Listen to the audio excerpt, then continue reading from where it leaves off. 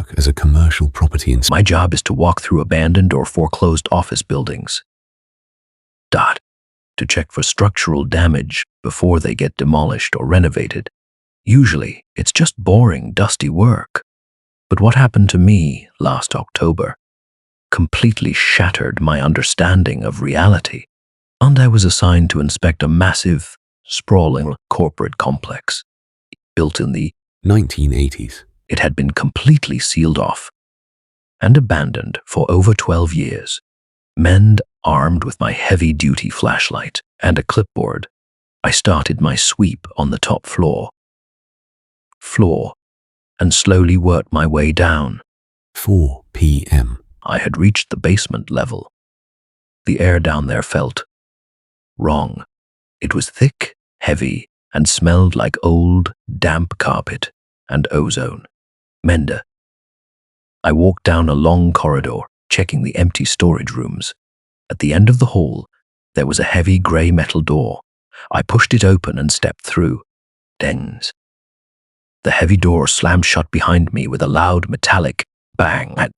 And I turned around to open it, but there was no handle on this side. Just a flat, metal wall. I figured I would just walk to the other end of the floor and find the fire exit. I turned around and took my first real look at the room. It wasn't a storage room. It was an office hallway. But it didn't look like the rest of the building. The walls were covered in this sickening stained yellow wallpaper.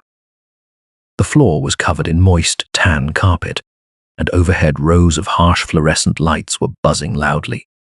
A constant, maddening electric hum. I started walking down the hallway. After 5 minutes, I reached a corner and turned right.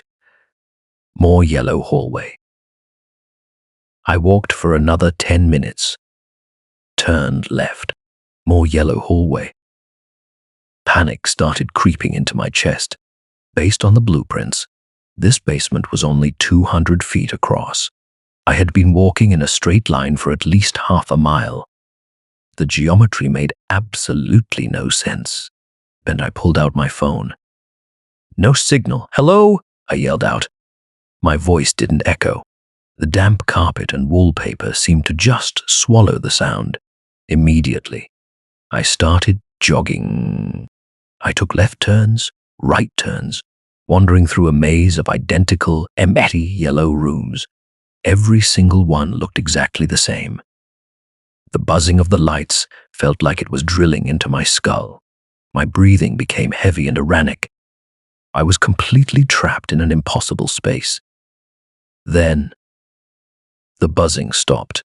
The lights didn't go out, but the electric hum just cut off.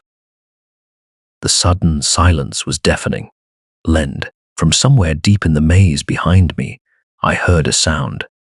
It wasn't a human footstep. It sounded like wet, heavy leather dragging across the damp carpet. Shock. Something was in there with me, and it was moving fast. I didn't look back. I sprinted. I ran faster than I ever have in my life, tears streaming down my face, tearing through the yellow corridors blindly. The dragging sound behind me was getting louder, closer. I turned a sharp corner, and suddenly my foot caught on a tear in the carpet.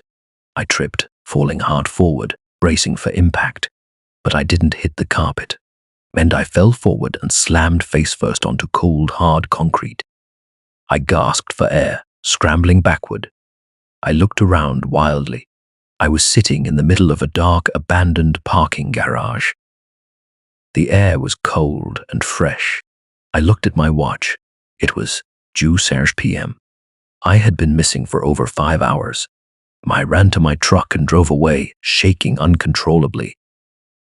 I don't know where that yellow hallway was. I don't know if it was a hallucination or a glitch in reality. But I do know one thing: whatever was chasing me in there almost caught me